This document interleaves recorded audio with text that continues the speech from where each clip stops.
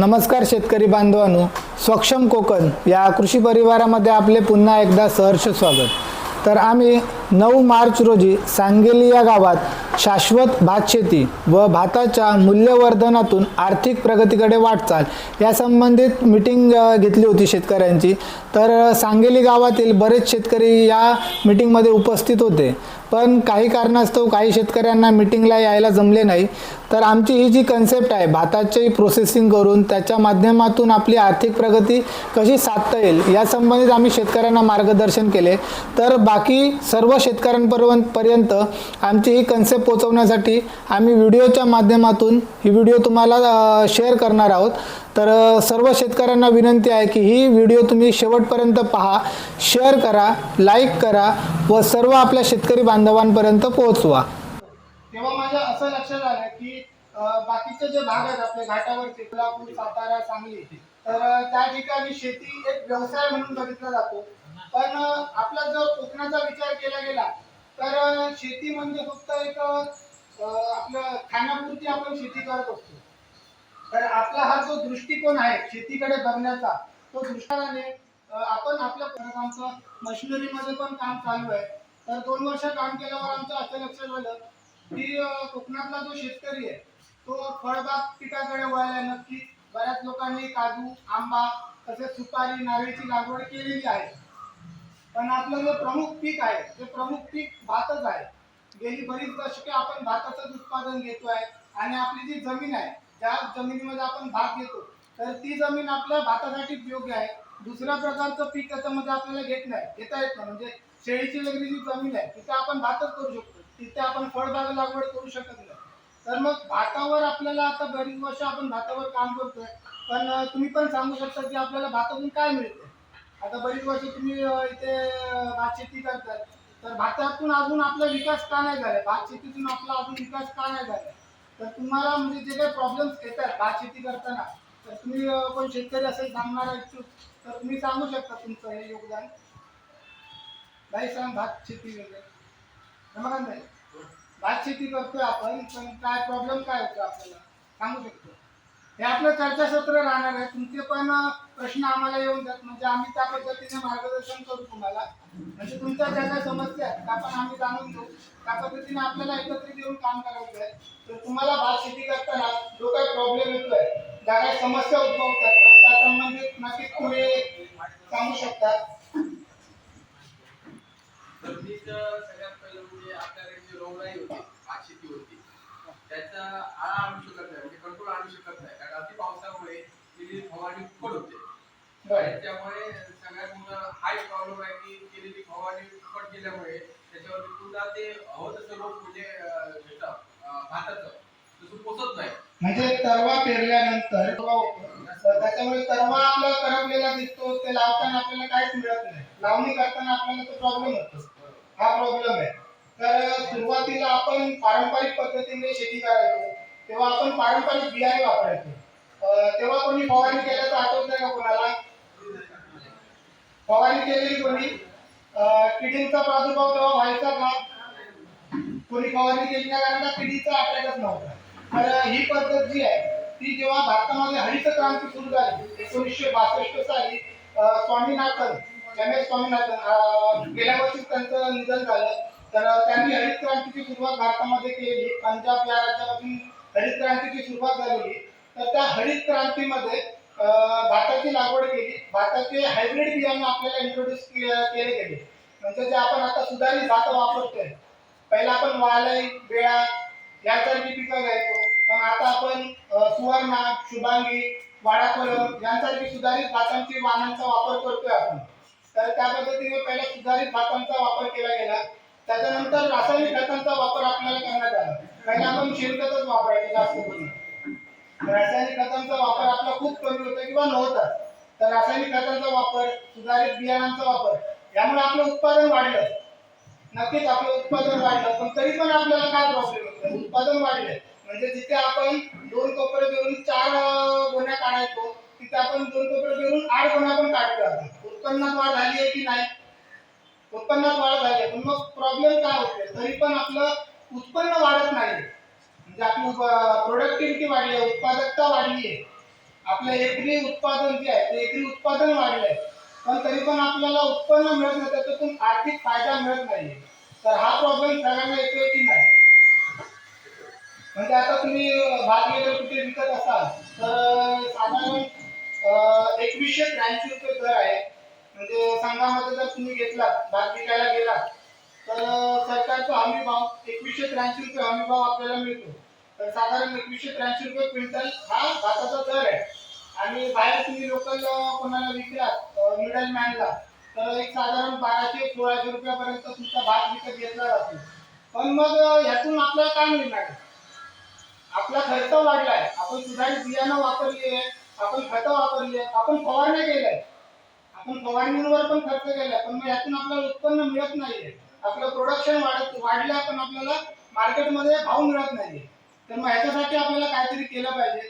तर त्याच संदर्भात आज आपण त्या विषयावर बोलणार आहोत, जेणेकरून आपलं उत्पादन वाढले त्याप्रमाणे आपलं उत्पन्न पण वाढलं पाहिजे आणि एक शेतीतून आर्थिक विकास कसा साधता येईल तर त्या संबंधित आपण या विषयावर आज बोलणार आहोत.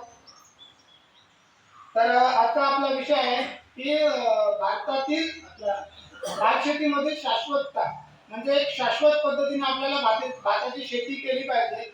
आणि नुसतं भाताची शेती करून प्रोडक्शन वाढवून काम चालणार नाही, तर त्याच्यावर आपल्याला प्रोसेसिंग करून विकता आलं पाहिजे. जोपर्यंत आपण प्रोसेसिंग करेल त्यातून काही उत्पन्न मिळणार नाही. आता साधा उदाहरण द्यायचं झालं तर आता तुम्हाला हे बॅरल दिसत असतील, पाण्याचे बॅरल दिसतात. तर या बॅरल मध्ये जे पाणी आहे ते आम्ही 50 रुपयाला पाणी विकत आणलंय. 20 लिटर पाणी आहे, 50 रुपयाला आम्ही ते पाणी विकत आणलंय. पण तेच पाणी 1 लिटर पाणी आपण 20 रुपयाची बॉटल घेऊन विकतो. घेता की नाही? 20 रुपयाची बिस्लरी आपण घेतो. त्याच पद्धतीने पाणी पाणी आहे, पाण्याची किंमत वाढत नाही, कमी होत नाही.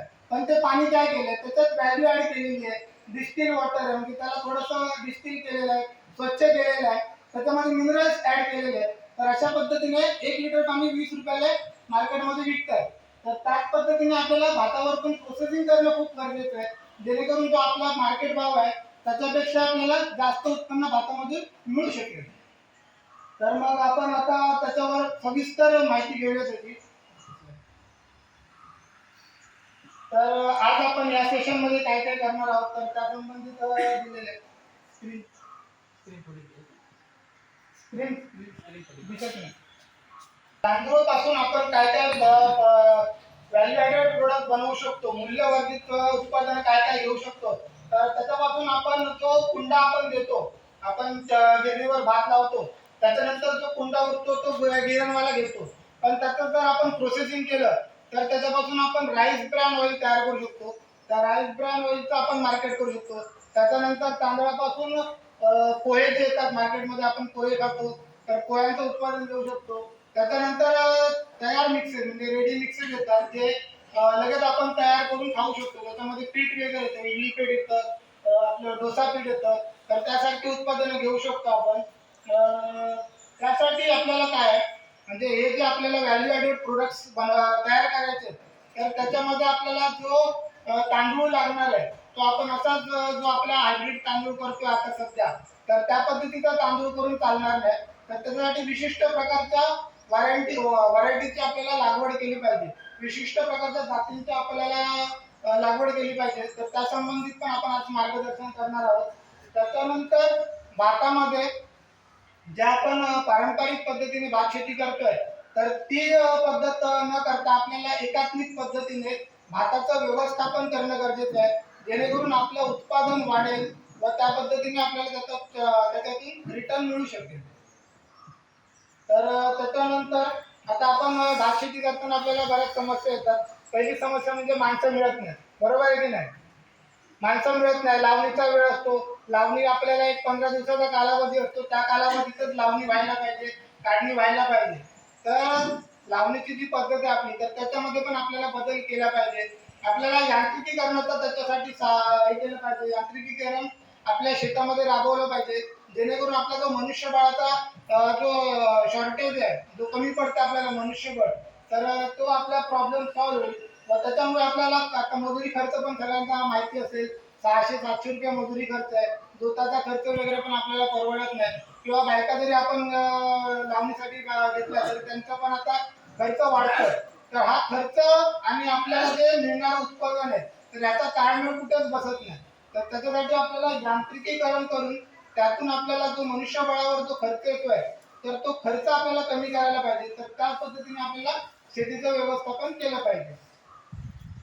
तर आता आपण एक एक प्रोडक्ट घेऊयात ज्याच्यावर आपण काम करणार आहोत. म्हणजे ही आमची एक संकल्पना आहे की आपण जे शेतकरी आहोत, जे भात पिकवतात, भाताचं उत्पादन घेत आहेत, तर त्यांनी सगळ्यांनी एकत्र येऊन आपण स्वतःचं असं एक मॅन्युफॅक्चरिंग युनिट चालू करायचं आहे, स्वतःचं प्रोसेसिंग चालू करायचं आणि तो आपल्या ब्रँडने आपण मार्केटमध्ये विकायचं आहे. त्यासाठी सर्व शेतकऱ्यांनी एकत्रित येणे फार गरजेचं आहे. कारण का माझे 4 गुंठा जमीन आहे, 1 एकर जमीन आहे, तर 1 एकर मध्ये मी किती उत्पन्न घेऊ शकतो, त्याच्यातून मी किती प्रोसेसिंग करू शकतो, तर ते पॉसिबल नाही. तर त्यासाठी आपल्या सर्व शेतकरी बांधवांनी एकत्रित यायचं, एकत्रित येऊन भाताचं उत्पादन घ्यायचं, त्याच्यावर प्रोसेस करायची. तर याच्यामधून आपल्याला आपली स्वतःची कंपनी असेल, आपलं स्वतःचं प्रोडक्ट असेल, आपण स्वतः त्याची विक्री करणार, त्याच्यापासून आपल्याला चांगले रिटर्न्स मिळतील. त्याचप्रमाणे आपल्या गावातील ज्या स्त्रिया आहेत तर त्यांना पण एक रोजगाराची संधी या प्रोसेसिंग युनिटच्या माध्यमातून नक्की मिळणार आहे. तर त्यासाठी आम्हाला काम करायचं आणि हीच कन्सेप्ट आज तुमच्यापर्यंत पोहोचवण्यासाठी आम्ही तो इथे सर्वांना शेतकरी सभेसाठी निमंत्रित केलेलं आहे. तर या पद्धतीने सर्व शेतकरी बांधवांनी जे कोणी भाताचं उत्पन्न घेत आहेत तर त्यांनी सर्वांनी एकत्रित यायचं आहे आणि या पद्धतीने आपण प्रोसेसिंगसाठी काम करणार आहोत. तर जे कोणी इच्छुक शेतकरी असतील ते नक्कीच आमच्यासोबत या प्रवासात जोडले जातील व आपण त्या पद्धतीने त्यांना सोबत घेऊन ते काम करणार आहोत. पण आपण जे काय व्हॅल्यू ॲडेड प्रोडक्ट्स ज्या प्रोडक्ट्सवर काम करणार आहोत तर त्या संबंधित आपण थोडक्यात माहिती घेऊयात. म्हणजे त्यांना मार्केटमध्ये काय डिमांड आहे, काय हे आहे, मार्केटमध्ये तो प्रोडक्ट चालतोय की नाही चालत आहे, तर त्या संबंधित एक थोडक्यात आपण त्याचा आढावा घेऊया. तर सर्वप्रथम येतं राईस ब्रॅन ऑइल. तांदळाचा जो कोंडा येतो तर त्या कोंड्यापासून प्रोसेसिंग करून हे राईस ब्रॅन ऑइल तयार केलं जातं.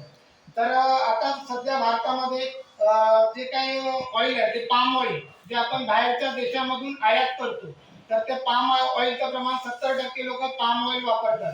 त्याच्यानंतर शेंगदाणा तेल आलं, सूर्यफूल तेल आलं, यासारख्या तेलांचे आपण वापर करत असतो. पण आपण कोकणातले आहोत, आपण भात शेती करतो, पण आपल्यातलं किती जण राईस ब्रॅन ऑइल वापरतात? पण वापरतोय. अहो आपला प्रोडक्ट आहे, आपली भात शेती आहे, आपल्या भातातून राईस ब्रॅन ऑइल तयार होतं आणि आपणच वापरत नाहीये.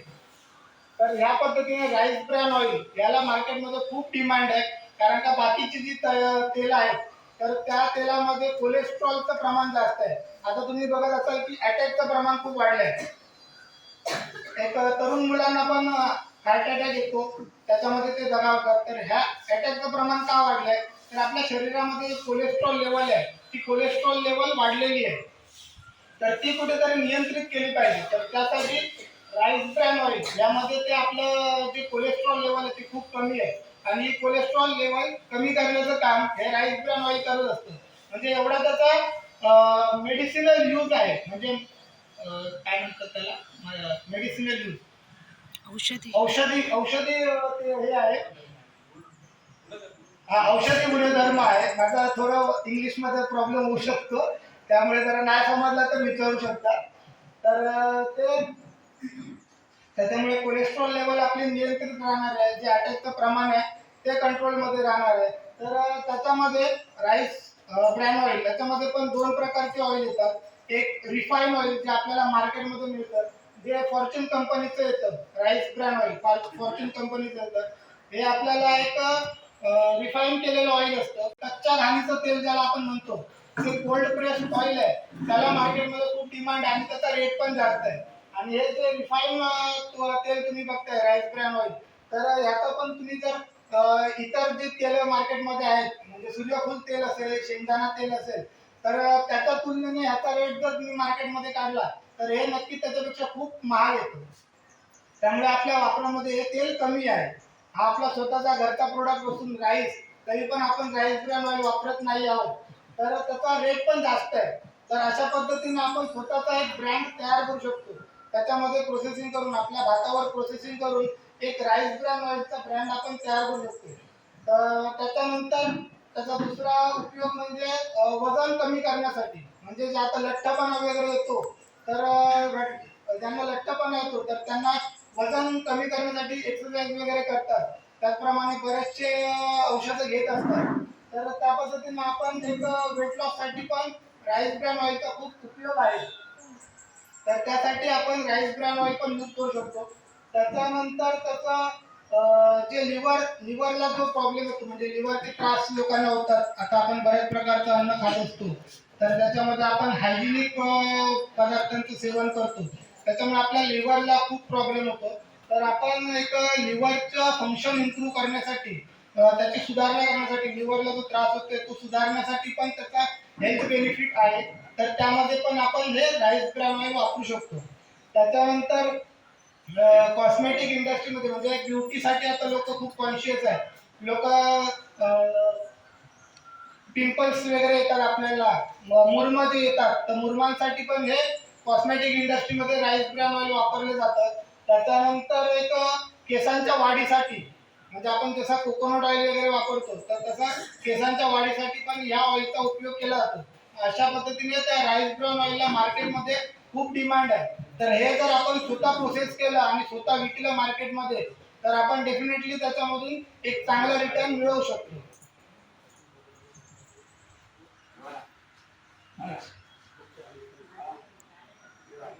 तर आता सध्या लोकांमध्ये हेल्थ अवेअरनेस खूप आहे. लोक म्हणजे खूप कॉन्शियस झाली आहेत. अटॅकचं प्रमाण वाढल्यामुळे लोकांना कसं जरा आपला आहार जो आहे तो आहार एक संतुलित प्रमाणात लागतो. एक चांगलं न्यूट्रिशनल असलेलं म्हणजे एक चांगली त्याची व्हॅल्यू असलेलं लोक खात असतात. त्याच्यामुळे त्याच्यासाठी राईस ब्राउन ऑइलला डिमांड वाढू शकते आपली. त्यानंतर एक डायटरी प्लॅन जो आहे आपला म्हणजे तो खाण्याचा जो हे आहे संतुलित आहार ज्याला आपण म्हणतो त्या संतुलित आहारामध्ये आपण राईस ब्रॅन ऑइल जर वापरलं तर नक्कीच आपल्याला तो चांगला हे देणार आहे. तर आपण आता एक साधारण त्याची मार्केट साईज बघूयात. मार्केट साईज बघितली तर साधारण 2021 मध्ये राईस ब्रॅन ऑइल म्हणजे आपलं जर तांदूळापासून जो कोंडापासून जे तेल तयार केलं आहे तर त्याची मार्केट व्हॅल्यू होती 6.67 बिलियन. आता 1 बिलियन म्हणजे 100 करोड डॉलर म्हणजे 600 करोड डॉलर एवढी आपली त्याची व्हॅल्यू आहे. म्हणजे एक साधारण आपल्या रुपयामध्ये कन्वर्ट करायचं झालं तर 42,000 करोड रुपये राईस ब्रॅन ऑइलची मार्केट व्हॅल्यू 42,000 करोड रुपये इतकी आहे. म्हणजे विचार करा आपल्याकडे भात आहे आणि आपला हा भात आपण फुकट देतोय कोंडा का तर आपल्याला गिरणीवाले गिरण करून देत आहेत भात देत आहेत फुकटमध्ये. फुकट कोण देत नसतं. त्याच्यामुळे याची व्हॅल्यू ओळखणं खूप महत्वाचं आहे. राईस ब्रँडची ऑइल किंमत त्याची 42,000 करोड रुपये 2021 मध्ये. सध्या आपलं 2023 चालू आहे 24 चालू आहे आणि येत्या 5-6 वर्षामध्ये याच राईस ब्रँडची ऑइलची किंमत 12.27 बिलियन डॉलर म्हणजे साधारण 84,000 करोड रुपये इतकी त्याची व्हॅल्यू होणार आहे मार्केटमध्ये. तर याच्यामध्ये आपल्याला किती अपॉर्च्युनिटी आहे किती संधी आहे ते तुम्ही बघू शकता. राईस ब्रॅन ऑइल जो आपण कोंडा गिरणवाल्यांना फुकटमध्ये देतोय तो 82,000 करोड रुपये. आपण त्यातून 0.001% जरी आपण कमवले तरी आपण सर्व शेतकरी भाताच्या शेतीतून समृद्ध होऊ शकतो. बरोबर आहे की नाही. तर त्या पद्धतीने राईस ब्रॅन ऑइल मध्ये आपल्याला प्रोसेसिंग करायचंय, स्वतःचं युनिट चालू करायचंय, स्वतःच्या ब्रँडने प्रोडक्ट विकायचे मार्केटमध्ये. आणि हे आपल्या एकट्याचं काम नाहीये. यासाठी सर्व शेतकरी बांधवांनी एकत्र येऊन भात शेती केली पाहिजे. जी व्हरायटी राईस ब्रॅन ऑइल साठी सुटेबल आहे त्या व्हरायटीची लागवड आपल्याला केली पाहिजे जेणेकरून आपल्याला त्याची प्रोसेस करून त्यातून चांगलं उत्पन्न काढता येईल. तर आपण आता पुढचा प्रोडक्ट बघूया भातातून. घरात पोहेच करतात, स्वस्त पडतात आणि करायला पण सोपे आहे. तर शहरामध्ये पण परिस्थिती हीच आहे. शहरामध्ये लोकांना पोळी भाजी करायला टाइम नसतो. सगळ्यात स्वस्त आणि सगळ्यात लवकर होणारा नाश्ता म्हणजे पोहे. तर या पोह्याला पण मार्केटमध्ये खूप डिमांड आहे. पण पोहे कसे आपण जे गिरणीला लावतो तर ते पोहे उपयोगी पडणार नाही. त्यातून तुम्हाला काही रिटर्न मिळणार नाहीये. कारण का ते पोहे आपण आता करतो, जो भात आपला राहतो त्यातून आपण पोहे करतो पण त्यातून आपल्याला काय मिळत नाही. त्याला आपल्याला व्यवस्थित पॅकेजिंग करून आता या कंपनीने काय केलंय फॉर्च्यूनचे पोहे आहेत हे पोहे पॅकेजिंग केलेली आहे व्यवस्थित, त्याच्यावर ब्रँड नेम टाकलेली आहे, त्याचं मार्केटिंग करतात. तर त्या पद्धतीने जर आपण पोह्यांचं ब्रँडिंग केलं म्हणजे एक विशिष्ट प्रकारची जी व्हरायटी येते जी पोह्यांसाठी चांगली आहे, तर त्या व्हरायटीची जर आपण लागवड केली आणि अशा पद्धतीने पोह्यांची प्रोसेसिंग करून त्यांचं पॅकिंग करून जर आपण विकलं तर त्यातून नक्कीच आपल्याला चांगले रिटर्न्स मिळू शकतात. त्यामुळे पोहा हे मार्केट पण आपल्याला कॅप्चर करता येईल. तर पोह्यांची आता मार्केटमध्ये आपल्याला माहिती आहे रेग्युलर आपण वापरामध्ये पोह्यांचा नाश्ता आजकाल चालतो. आजकाल काही भाकरी वगैरे कोण करायला बघत नाही, पोह्यांचाच जास्त करून वापर आपल्या नाश्त्यामध्ये होतो. त्यामुळे पोह्याला मागणी मार्केटमध्ये आहे, फक्त आपल्याला ते लोकांपर्यंत पोहोचवायचं आहे. आपल्या ब्रँडने ते लोकांपर्यंत पोहोचलं पाहिजे, तर त्याचं व्यवस्थित आपल्याला पॅकिंग वगैरे करून ते मार्केटमध्ये विकायचं.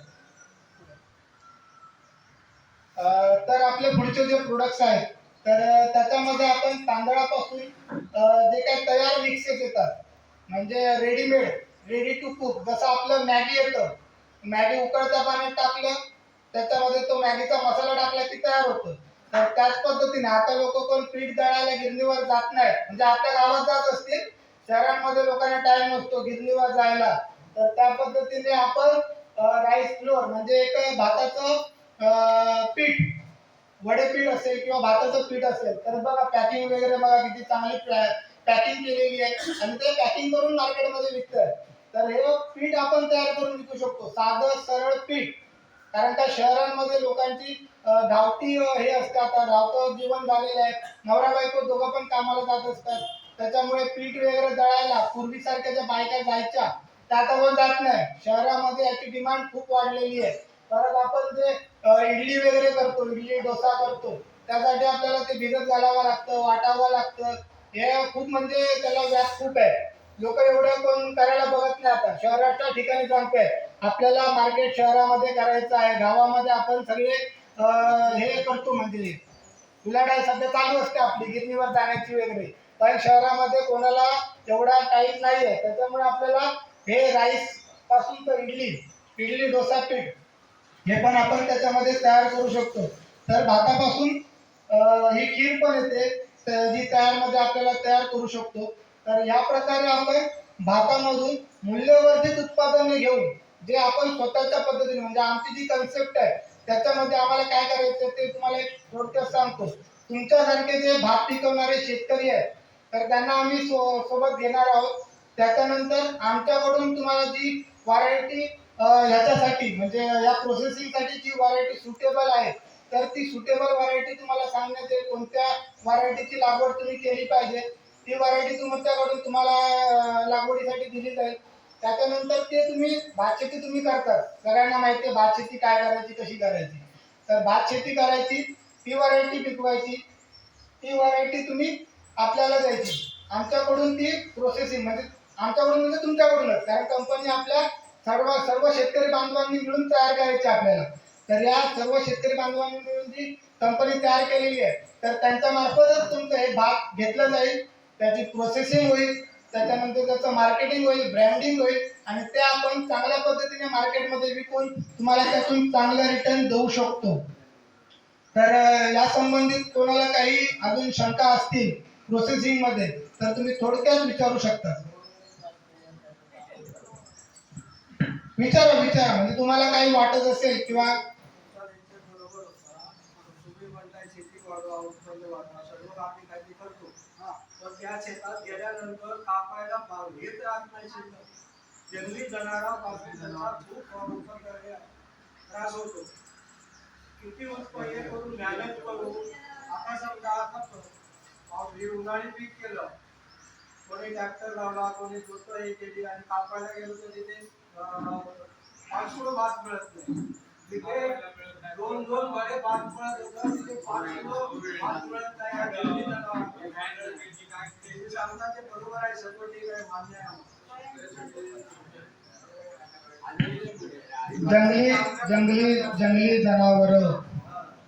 जंगली जनावरांचा प्रॉब्लेम नक्कीच आहे, आम्हालाही तो भेडसावतो.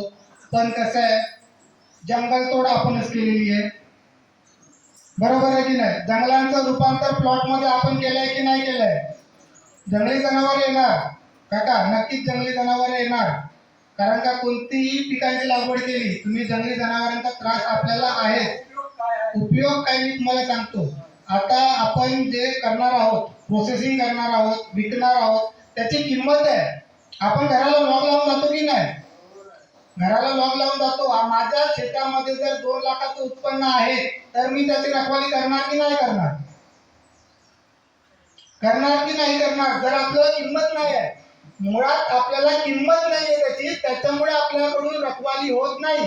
जर मला त्यातून 2 लाख रुपये 3 लाख रुपये मिळणार असतील, तर त्याचं आपण रखवाली करणार. सुरुवातीला काजू जंगली काजू होते, कोणी लागवड केली नव्हती.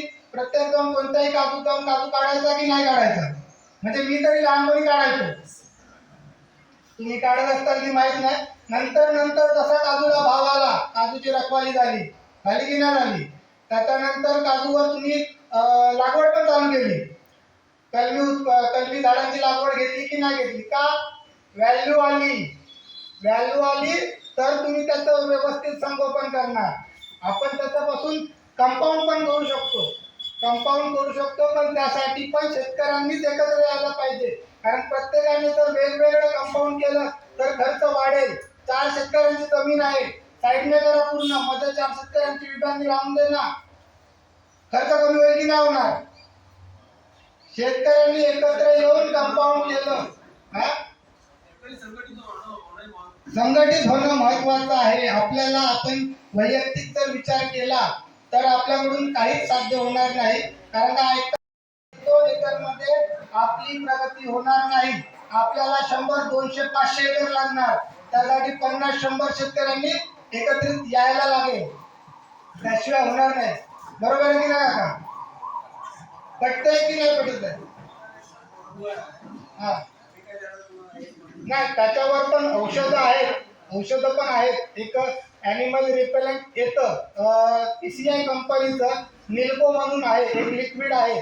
त्याचं जर तुम्ही कॉटन कपड्यामध्ये ते बुडवलं आणि त्याचं जर कंपाऊंड केलं तर एक जंगली जनावरांपासून पण सुरक्षा होऊ शकते. पण विषय इथे जंगली जनावरांपासून सुरक्षा करण्याचा नाही, तर आपली इच्छा किती आहे, आपली इच्छाशक्ती आहे की नाही शेतीमध्ये प्रगती करायची, त्याच्यावर आपण डिपेंड करतो. कारण की आपल्याला जर त्याची किंमत नसेल तर आपण ते वाऱ्यावर सोडणार आहे. आपण घराला लॉक का लावतो? कारण आपल्या घरात काहीतरी साधन सामग्री आहे ज्याची काहीतरी किंमत आहे, त्याच्यामुळे आपण घराला लॉक लावतो. लोक सुरुवातीला माळे राखायचे, आता माळे का नाही राखत आहे? लोकांना आळस, म्हणजे एक बहाणा झालाय की बाबा चला जंगली जनावर त्रास देते, शेती सोडली, 4 कोपरे सोडून दिले. अरे तू 4 कोपरेच करणार, तू माळा का राखणार? तू 8 कोपरे करणार, तुझं उत्पन्न वाढव, तर तू माळा राखणार, त्याची व्हॅल्यू वाढली, किंमत वाढली, माळे राखणार तुम्ही. बरोबर आहे की नाही? मेन आपला प्रश्न हाच आहे की आपल्याला चांगलं मार्केट आणि त्याच्यापासून चांगलं इन्कम मिळत नाही. त्याच्यामुळेच आपल्याला हा प्रॉब्लेम येतोय. जर आपल्याला त्यातून व्हॅल्यू दिसली, त्यातून आपल्याला पैसे मिळायला लागले, आपली आर्थिक प्रगती व्हायला लागली, तर नक्कीच आपण त्याच्यावर मार्ग काढू. अजून काही प्रश्न कोणाचे विचारू शकता बिनधास्त. तुमच्या सर्व प्रश्नांचं निराकरण केलं जाईल. प्रश्न विचारू शकतात.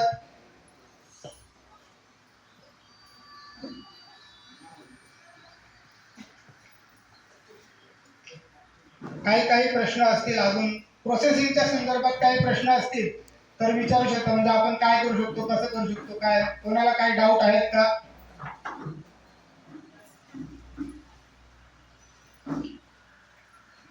भाताचं पीठ बघितलं तर त्याची जर बाजारपेठ बघितली आपण तर एक साधारण 4300 करोडची बाजारपेठ आहे त्याची.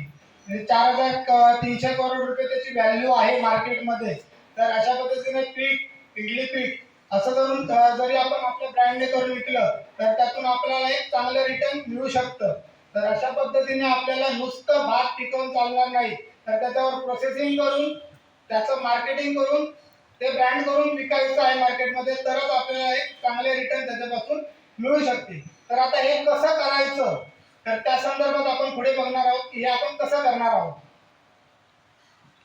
तर सर्वात प्रथम म्हणजे आपण लागवडीच्या वेळेला जे बियाणं वापरणार आहोत, तर ही हायब्रिड जी बियाणं आता मार्केटमध्ये आहेत, मी पण स्वतः विकतो भात बियाणे, पण जी भात बियाणे मी विकतो ती तुमच्या काही कामाची नाही आहे.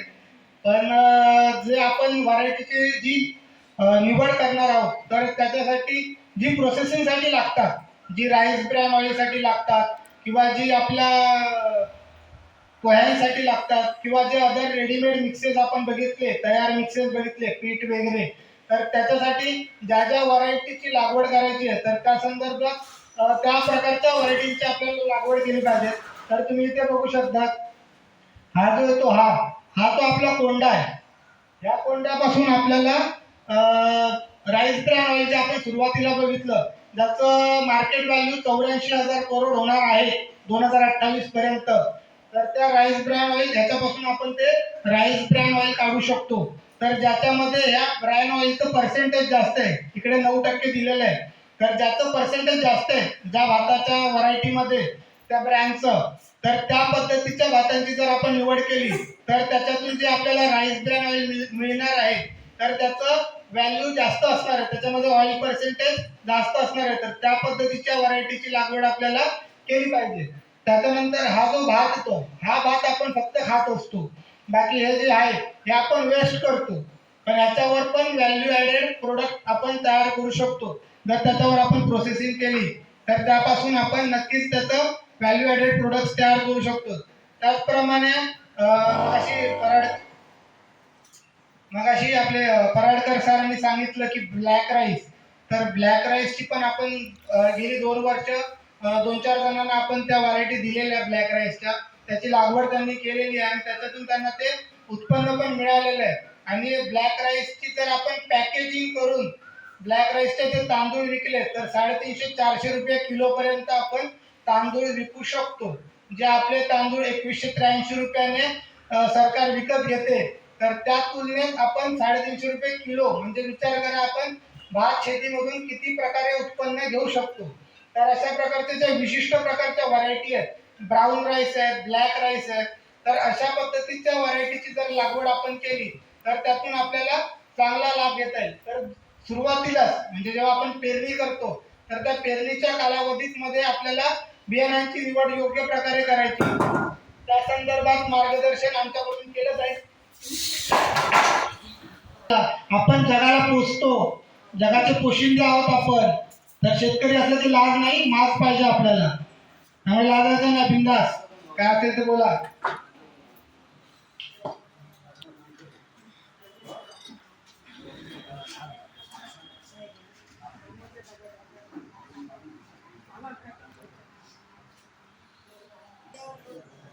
भात शेती आपण परत चालू करूया. व्हरायटीचं आपण बघितलंय कोणत्या कोणत्या प्रकारच्या व्हरायटीची लागवड आपल्याला केली पाहिजे. तर त्या संदर्भात आपण आपल्या रेकॉर्डिंग तर आपल्याला त्या प्रोडक्टला किंमत आहे तेच पिकवलं पाहिजे, जे मार्केटमध्ये विकेल तेच पिकवलं तरच आपल्याला त्यातून चांगले रिटर्न मिळू शकते. तर अशा पद्धतीने सुरुवातीला जेव्हा लागवड करणार तेव्हा एक विशिष्ट प्रकारच्या व्हरायटीची लागवड आपल्याला केली पाहिजे. आणि ही ज्या व्हरायटीज आहेत त्यांची बियाणं आमच्याकडून पुरवण्यात येतील. त्याच्यानंतर तुमच्याकडून जे काही भात तुम्ही पिकवणार तर ते आपल्या मार्फत खरेदी केलं जाईल. म्हणजे आपली सर्व शेतकरी बांधवांनी एकत्रित येऊन तयार केलेली कंपनी असणार आहे, प्रायव्हेट लिमिटेड कंपनी असणार आहे आपली. आपण असं म्हणजे आमची वैयक्तिक कंपनी असं काही नाही आहे. जे काही शेतकरी आमच्या सोबत येतील त्या सर्व शेतकऱ्यांना सोबत घेऊन आपण एक प्रायव्हेट लिमिटेड कंपनी तयार करण्याच्या विचाराधीन आहोत, ज्याच्यातून आपण या सर्व भातांवर प्रोसेसिंग करून प्रक्रिया करून त्यापासून जी काही मूल्यवर्धित उत्पादने आहेत तर त्याचं व्यवस्थित पॅकेजिंग करून त्याचं मार्केटिंग आपण करणार आहोत. तर आपण आता भातांच्या जातीची निवड कशी करायची तर त्या संदर्भात बघितलं. त्याच्यानंतर एक बियाणांची निवड झाली. बियाणांची निवड झाल्यानंतर त्याची संगोपन कसं करायचं. आता आपण बियाणं घेतली आहेत चांगली, ज्याला आपल्याला मार्केटमध्ये दर मिळणार आहे, प्रोसेसिंग करणार आहे, तर त्याचं एक व्यवस्थापन पण पारंपरिक पद्धतीने करून चालणार नाही. तर त्याच्यासाठी पण आपल्याला एक आधुनिक तंत्रज्ञानाचा वापर केला पाहिजे, आधुनिक पद्धत आपल्याला आत्मसात केली पाहिजे, जेणेकरून आपलं जी व्हरायटी आपण लावणार आहे त्याच्यातून आपल्याला चांगल्या प्रकारे उत्पन्न मिळेल.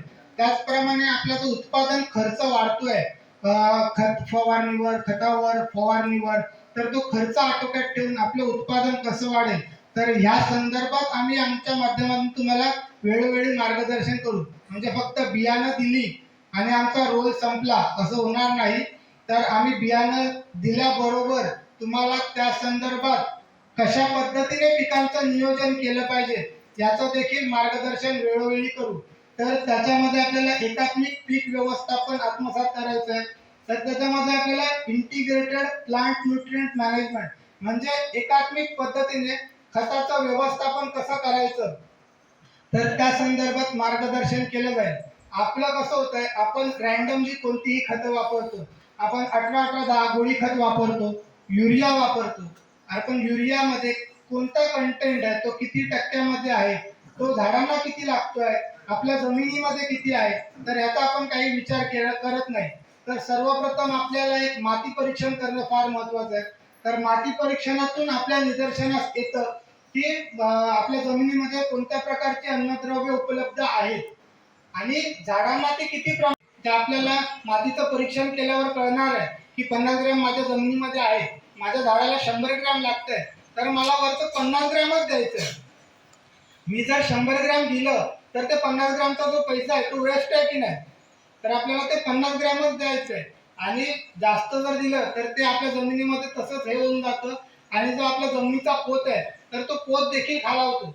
त्याच्यामुळे योग्य पद्धतीने पिकांचं व्यवस्थापन कसं करायचं, खताचं व्यवस्थापन कसं करायचं, कोणत्या प्रकारची खतं किती प्रमाणात वापरायची, कारण का आपल्याला फक्त केमिकल फर्टिलायझर म्हणजे रासायनिक खतं वापरून चालणार नाही. तर आपल्याला कुठेतरी ऑर्गॅनिकची म्हणजे सेंद्रिय खताची त्याच्यामध्ये जोड केली पाहिजे, जेणेकरून जी आपली शेती आहे ती वर्षानुवर्ष चालत राहील. नाहीतर एक काळ असा येणार आहे की या रासायनिक खतांच्या वापरामुळे, अधिक वापरामुळे आपल्या जमिनीचा जो पोत आहे तो खालावत जाऊन आपण सुरुवातीला ज्या परिस्थितीमध्ये होतो म्हणजे हरित क्रांतीच्या अगोदरची परिस्थिती होती भारताची की आपण बाहेरच्या देशामधून भात इम्पोर्ट करायचो, आयात करायचो, तर तीच परिस्थिती आपल्याला पुढील काळात येऊ शकते.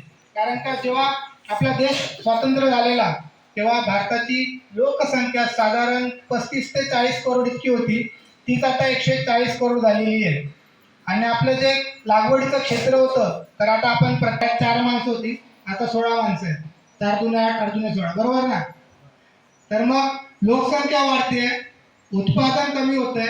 तर त्या पद्धतीने आपल्याला उत्पादन वाढवण्यासाठी या पद्धतीने खताचं व्यवस्थापन व्यवस्थित करून त्यातून चांगला रिटर्न तुम्हाला मिळेल. त्याचप्रमाणे तुमचा जो उत्पन्न खर्च आहे, उत्पादन खर्च जो होतो आपला खतांवर अतिरिक्त, तर तो आपल्या कंट्रोलमध्ये राहील. तर अशा पद्धतीने आपल्याला खताचा वापर केला पाहिजे. तर त्या संदर्भात आमच्या सोबत जे कोणी शेतकरी जोडले जातील या उपक्रमामध्ये तर त्यांना आपण त्या संदर्भात मार्गदर्शन करणार आहोत.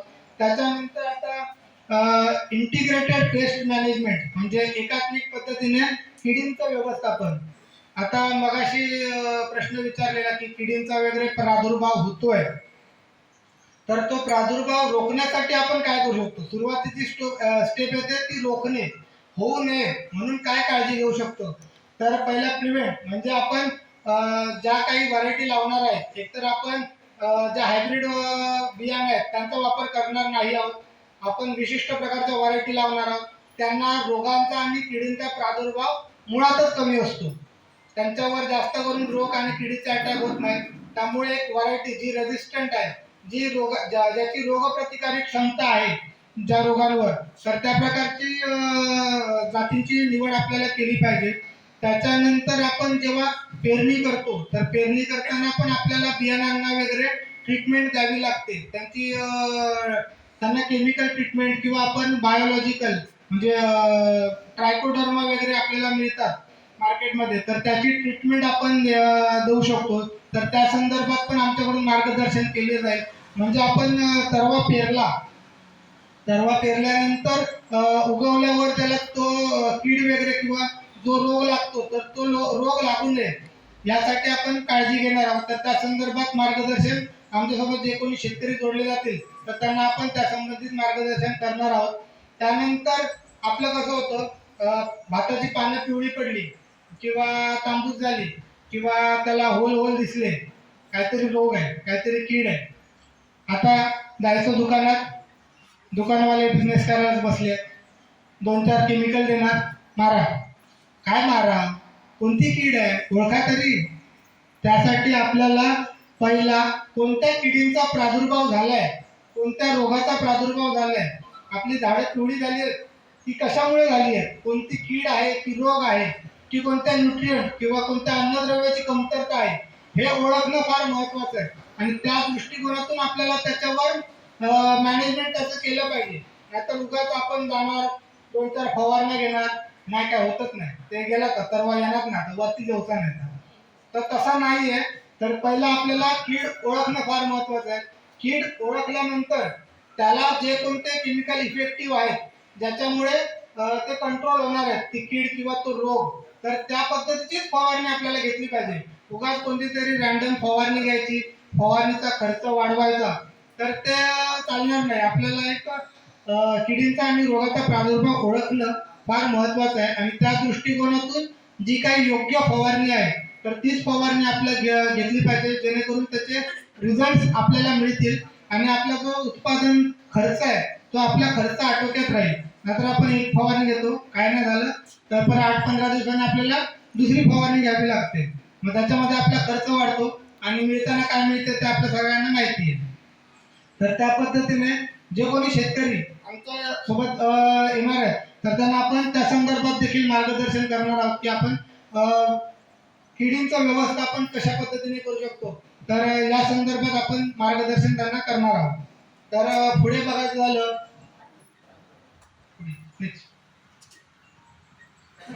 तर आता आपण भात शेतीमध्ये यांत्रिकीकरण कसं आणू शकतो. कारण का आपल्याला माहिती आहे आपली तरुण पिढी मुंबई, पुणे, गोवा त्यासारख्या ठिकाणी कामाला जात आहेत.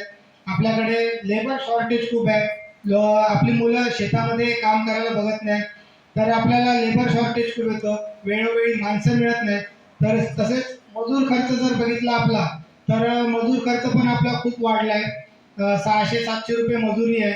परत आपण जोता वगैरे घेतो तर जोतांचे रेट मला माहिती असेल 600-700 रुपये घेतात आणि 2-4 आपल्याला अंगरून देणार जास्तीत जास्त.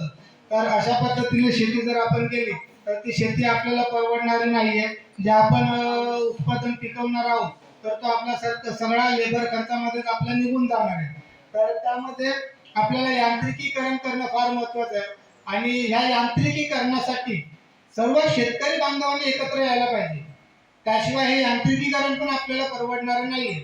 जर सर्व शेतकरी बांधव एकत्र आले तर यांत्रिकीकरण पण आपण आपल्या शेतामध्ये राबवू शकतो. आता सिंधू रत्न जी योजना आहे त्या योजनेच्या मार्फत शेतकरी गटाला ही अवजारे पुरवली जातात. तर ती अवजारे देखील जर आपण गट शेती केली सगळ्यांनी मिळून तर ती अवजारे देखील आपण अनुदानावर आपल्याला ते मिळू शकतील. तर अशा पद्धतीने यांत्रिकीकरण फार महत्त्वाचं आहे. आणि आपण जी पारंपरिक पद्धतीने शेती करतो त्याच्यामध्ये आपण काय करतो, आपण तरवा पेरतो. पण तरवा पेरताना आपल्याला 2 ते 3 वेळा त्याची मशागत करावी लागते जमिनीची. सांगू शकतात काय चुकलं तर? बरोबर आहे की नाही? 2-3 वेळा त्याची मशागत करावी लागते. पण मग त्या मशागतीमध्ये खर्च किती होतो? खर्च होतो की नाही? नांगराचा जोताचा खर्च होतो, ट्रॅक्टर जरी लावला तरी डिझेलचा पेट्रोलचा खर्च होतो. तर त्या पद्धतीने शेती करायची नाहीये. त्याच्यामध्ये आपण यांत्रिकीकरणाच्या पद्धतीने करू शकतो. तर इथे तुम्ही बघू शकता असे नर्सरी बेड तयार केलेले आहेत. ह्याला जास्त मेहनत नाहीये. तर अशा पद्धतीने नर्सरी बेड तयार करून आपण ही रोपांची मशीन आहे, भात लावण्याची मशीन आहे. म्हणजे आपण काय करतो, तरवा पेरतो. तरवा पेरायच्या आधी आपल्याला 2-3 वेळा मशागत करावी लागते. 2-3 वेळा मशागत केल्यानंतर 25 दिवसांनी तो तरवा तयार होणार. तो काढणार, तो काढायला मजूर लागणार, तो काढल्यानंतर तो लावायला मजूर लागणार. म्हणजे आपला खर्च किती वाढणार.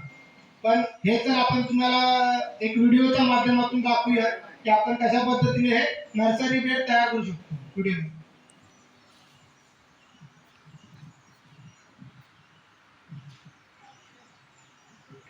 15 किलो दिला, एकरी 15 किलो दिला. किती मेहनत आहे तरवा लावायला बघा. मशीन जर पेरलं त्याला मशीन पण येते. माती चाळून घेतली कशाचे शेणखत आणि मातीचं प्रमाण साधारण 1-5 जणांना एक डबल शेण. 5 पाटी गमेले असतील किंवा पाटी असेल ना, 5 पाटीला एक गमेलं किंवा पाटी शेणखत. हे शेणखत कशासाठी त्याला मग ते दोनदा मुळातून दोनदा आहे. मुळे छान येण्यासाठी तुम्ही हे केलं. जर एका बी टाकलं, एक मिनिट बी टाकलं बघा, मी तुमच्या लक्षात येईल. तर बी टाकतंय.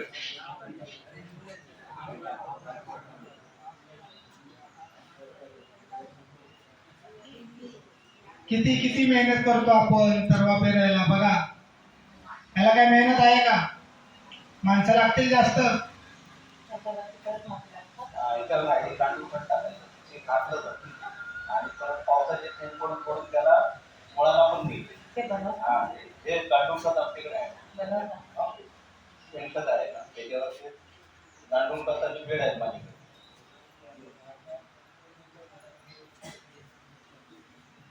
काढून घेण्याचा उद्देश काय आहे? त्यामध्ये दगड मिळालं तर मशीन अडकत राहणार. मग आता ह्याच्यावरती आपलं एक गांडूळ खत टाकलेलं आहे. माती काढून घ्यावी लागते. गांडूळ खत टाकतात. बाकी काय खताची गरज नाही. रासायनिक खताची अजिबात गरज नाही. तो लावणीच्या वेळी ते शेतकरी असतील ते खत मारू शकतात, नाही असं नाही. पण ते सुद्धा तुम्ही लावणी केल्यानंतर 8 दिवसात ताबडतोब खत मारायचं नाही, कारण तरवा हा कवळा असतो. आलं का लक्षात? 15 दिवसात लावायला येईल. आता हा 10 दिवसात आहे. 15 दिवसात तरवा तयार होतो.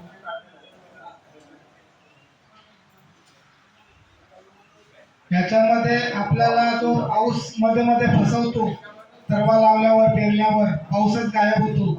तर पाऊस गायब झाल्यावर आपला तरवा कुसून जातो, चुका पडतो. तर ते पण आपल्याला टाळता येईल. हा लावणी योग्य झाला. साधारण किती एकरी किती बेड लागतात? तर अशा पद्धतीने आपला तरवा तयार होतो आणि आपला तरवा पेरणी लांबणीवर जाते किंवा आपण पेरून ठेवतो पावसाच्या विश्वासावर. त्याच्यानंतर पाऊसच पडत नाही, मग ते बियाणं रुजतच नाही, मागे पुढे रुजतं. त्यामुळे आपल्याला खूप त्रास होतो काढायला वगैरे. तर अशा पद्धतीने जर आपण नर्सरी बेड तयार केले तर त्या बेडच्या माध्यमातून आपल्याला त्याचा प्रॉब्लेम काही होणार नाही आणि आपल्याला त्या पद्धतीने ते तयार करता येतील. आणि हे बेड तयार झाल्यानंतर त्याची लावायची जर तुम्ही मशीन बघितली आपली,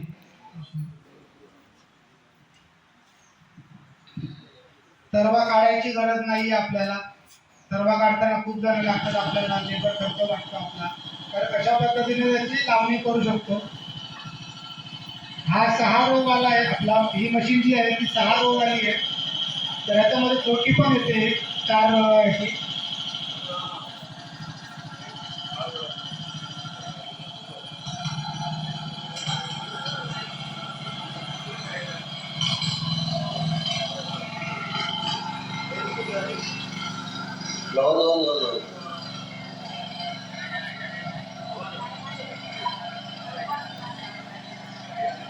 बघा भात लावत चाललंय आपण. किती दिवस भात लावत बसू?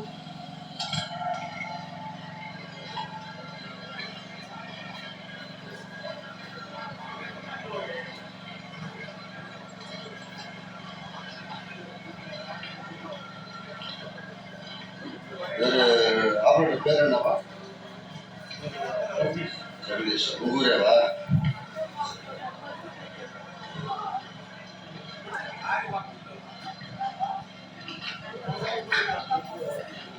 तर अशा पद्धतीने आपण भाताची लावणी करू शकतो.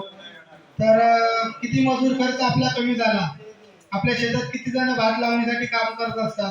तर अशा पद्धतीने आपल्याला यांत्रिकीकरणाचा अवलंब करणं फार महत्त्वाचं आहे, जेणेकरून आपला जो उत्पादन खर्च आहे तो उत्पादन खर्च आपल्याला आटोक्यात राहील.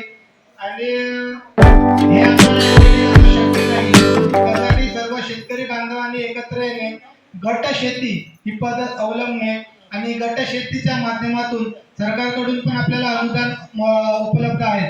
तर त्या अनुदानांवर आपण अशा प्रकारच्या मशिनी घेऊ शकतो आणि एक दिवस एकाच्या शेतात, एक दिवस दुसऱ्याच्या शेतात, अशा पद्धतीने जर आपण संघटित पद्धतीने शेती केली तर त्या पद्धतीने आपल्याला शेतीमध्ये यांत्रिकीकरण आपण करू शकतो.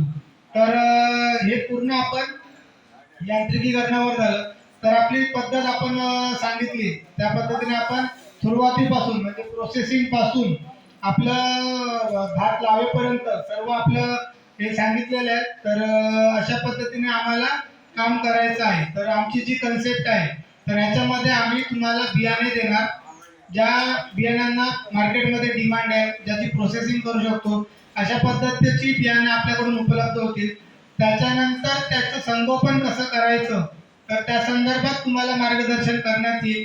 त्याच्यानंतर आपण जर सगळे शेतकरी एकत्र आलो, गट शेती जर आपण केली तर अशा पद्धतीचं यांत्रिकीकरण आपण आपल्या शेतामध्ये राबवू शकतो. आणि आपल्या शेतामध्ये जे काही पिकणार आहे तर त्याचं आपण प्रोसेसिंग करून, त्याचं व्हॅल्यू ॲडिशन करून त्याचं आपण मार्केट चांगल्या प्रकारे करू शकतो व आपल्याला जो हमीभाव मिळतोय त्याच्यापेक्षा दुपटीने आपण त्याच्यातून पैसा कमवू शकतो. म्हणजे जो तांदूळ आपण खातो तर फक्त तांदूळ न खाता कोंडा बैलांना न देता आपण तो कोंड्याचं ऑइल काढायचं आणि ते ऑइल विकायचं. तर अशा पद्धतीने आपण मार्केट करू शकतो.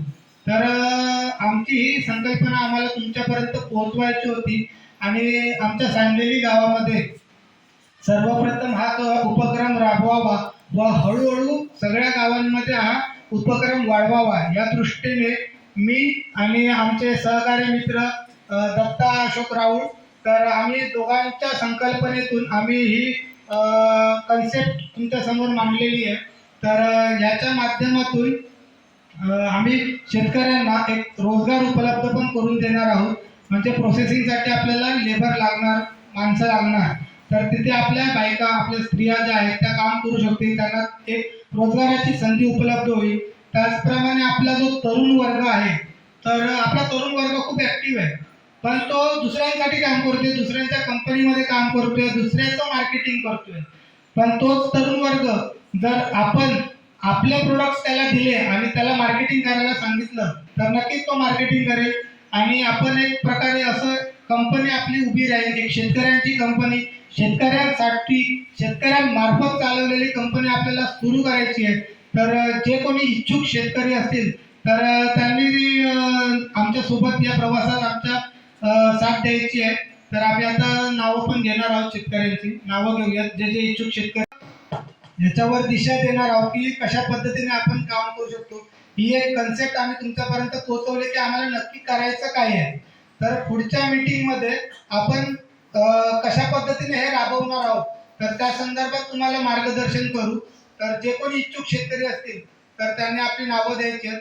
तसेच तुम्हाला काही प्रश्न असतील याच्यावर तर तुम्ही विचारू शकता की आपण काय करू शकतो किंवा कसं राबवू शकतो, किंवा अन्य तुमचे काही प्रॉब्लेम्स असतील भात शेती विषयक किंवा प्रोसेसिंग विषयक तर तुम्ही विचारू शकता. विचारा. उत्पन्न मिळवू शकतो.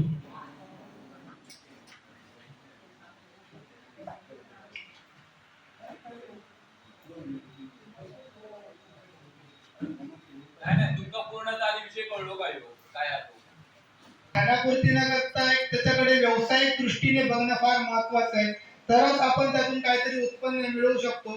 नुसते आपले कोपरे खराब होत आहेत त्याच्यामुळे ते राखायचे म्हणून म्हणून ती आपण त्याचं संगोपन व्यवस्थित करत नाही, पेरतो, लावतो आणि सोडून देतो. पण त्याच्याकडे आपण एक व्यावसायिक दृष्टीने बघितलं, त्याच्यापासून चांगलं उत्पन्नाचं साधन आपण बघितलं तर नक्कीच त्याच्यातून आपण आर्थिक प्रगतीकडे